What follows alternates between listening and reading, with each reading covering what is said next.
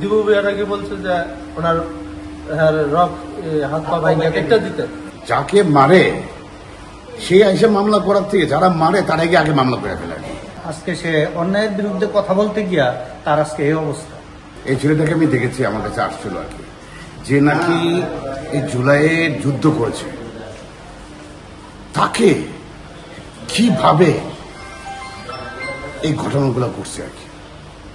যে গাজীর বাহিনী সেই একই বাহিনী এখন এদের বাহিনী, তার নিজের মুখ দিয়েই তো বলতেছে আর কি। এদের বিচার করতে হবে। আর সবচেয়ে বড় অপরাধটা হলো কি বলছেন, কষ্ট লাগে আমাদের প্রশাসন, এই পুলিশ প্রশাসন, এই থানাটা আরো খারাপ হয়ে গেছে। এটাকে ঠিক করতে হবে আর কি। এটা উল্টা যাকে মারে সে এসে মামলা করার থেকে যারা মারে তার আগে মামলা করে ফেলে আর কি। এদের নামে কোনো মামলা হয় না। আজকে সে অন্যায়ের বিরুদ্ধে কথা বলতে গিয়া তার আজকে এই অবস্থা। এখন সে মুমূর্ষু অবস্থায় আছে। তা আমরা এটা সঠিক বিচার চাই, যাতে এটা সুষ্ঠু বিচার হয়। আগে সে নাকি ওই মাদক যারা বিক্রি করতো ওই সমস্ত ছেলেদেরকে বলছে, আগে পরে যা করছেন, গাজীর সময় যাই হয়েছে, আওয়ামী লীগের সময় যা ওই বেচা কিনা হয়েছে করছেন, এখন এটা বন্ধ করতে হবে। তার অপরাধ শুধু এইটাই, সে কেন এটা বাধা দিল। আমার ভাতিজারে যেভাবে মারছে সন্ত্রাসীরা, আমি আর কোনো কিছু জানি সন্ত্রাসীদের বিচার চাই।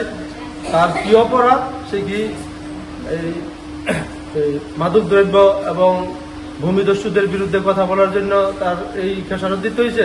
আমি আর কোনো কিছুই না, আমার আর কোনো কিছু চাওয়ার নাই, আমি এর বিচার চাই। মারছে অনেক কিছু দিয়ে আঘাত করছে, তারা হাতুড়ি দিয়ে মারছে, পাথর দিয়ে মারছে, এই লাঠি দিয়ে মারছে, তার বুকের মধ্যে পাড়াইছে, অনেক কিছুই করছে এবং উপর থেকে আশ্রয়ছে পাকাইতে ফেলাই।